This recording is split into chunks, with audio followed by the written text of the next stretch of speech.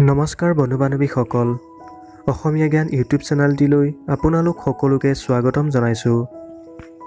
বন্ধু-বান্ধৱীসকল, আমি সকলোৱে নিজৰ ঘৰটো বিভিন্ন ধৰণৰ বস্তুৰে সজাই ভাল পাওঁ। কিন্তু ঘৰ সজোৱাৰ সময়ত আমি কিছুমান ভুল কৰি যাওঁ, যিটোৱে আমাৰ ঘৰত বিভিন্ন ধৰণৰ সমস্যাৰ সৃষ্টি কৰে। বন্ধু-বান্ধৱীসকল, আধ্যাত্মিকতাত আমিও বিশ্বাস কৰিব লাগে। কাৰণ এটা কথা আপোনালোকে মন কৰিব যে প্ৰকৃতি কোনো বস্তুৱে আমাৰ হাতত নাই। আমাৰ মন প্ৰাণ সুখেৰে অৰ্থাৎ ধনাত্মক চিন্তা ভাৱনাৰে ভৰি থাকিলে আমি জীৱনত সকলো পাবলৈ সক্ষম হ'ম। গতিকে এই ধনাত্মক শক্তিক ধৰি ৰাখিবলৈ আমাৰ ঘৰৰ আচবাব পত্ৰ বা ঘৰখনৰ পৰিস্থিতিৰ ওপৰত বহুখিনি নিৰ্ভৰ কৰে। সেইবাবে আমি ঘৰ সজোৱাৰ আগতেই কিছুমান কথাৰ ওপৰত গুৰুত্ব আৰোপ কৰিব লাগে। বাস্তুশাস্ত্ৰৰ মতে আমি কেইটামান বস্তু ঘৰত ৰাখিলে ঘৰত অশান্তি আৰু আৰ্থিক সমস্যাই দেখা দিয়ে। আজিৰ ভিডিঅ'টিত আমি তেনে কেইটামান বস্তুৰ বিষয়ে আলোচনা কৰিম, যিকেইটা ঘৰত ৰখাটো বহু অশুভ বুলি কোৱা হয়।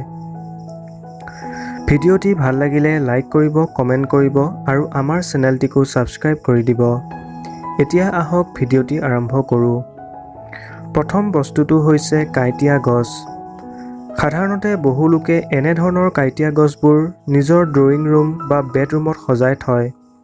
কিন্তু এই গছবোৰ ঘৰৰ ভিতৰত কেতিয়াও ৰাখিব নালাগে। এইবোৰ ঘৰত ৰাখিলে ঘৰৰ উন্নতিত বাধা আহে। সেইবাবে এনেধৰণৰ গছবোৰ ঘৰৰ ভিতৰত কেতিয়াও নাৰাখিব।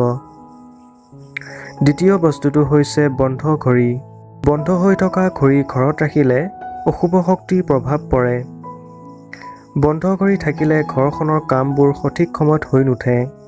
সেইবাবে বেয়া হৈ থকা ঘড়ীক সদায় ঘৰৰ পৰা বাহিৰত থ'ব লাগে, নাইবা তাক ঠিক কৰি ল'ব লাগে। তৃতীয় বস্তুটো হৈছে ফটা চিটা কাপোৰ। বাস্তুশাস্ত্ৰৰ মতে ঘৰত ফটা চিটা কাপোৰ থ'ব নালাগে। ফটা চিটা কাপোৰ থ'লে ঘৰত নিগেটিভ এনাৰ্জিয়ে বাস লয় আৰু মনলৈ বেয়া ভাৱ চিন্তা আহে। সেইবাবে ফটা চিটা কাপোৰবোৰ ঘৰত থ'ব নালাগে।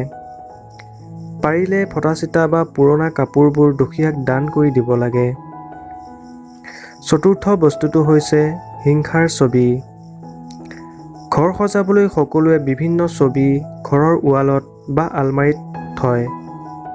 কিন্তু ছবিবোৰৰ ভিতৰত যুদ্ধৰ ছবি, ডুবিবলৈ লোৱা জাহাজ, কোনো ভয়লগা ছবি অথবা যিকোনো হিংসাত্মক জন্তু যেনে সিংহ বা বাঘৰ ছবি ঘৰত ৰাখিব নালাগে।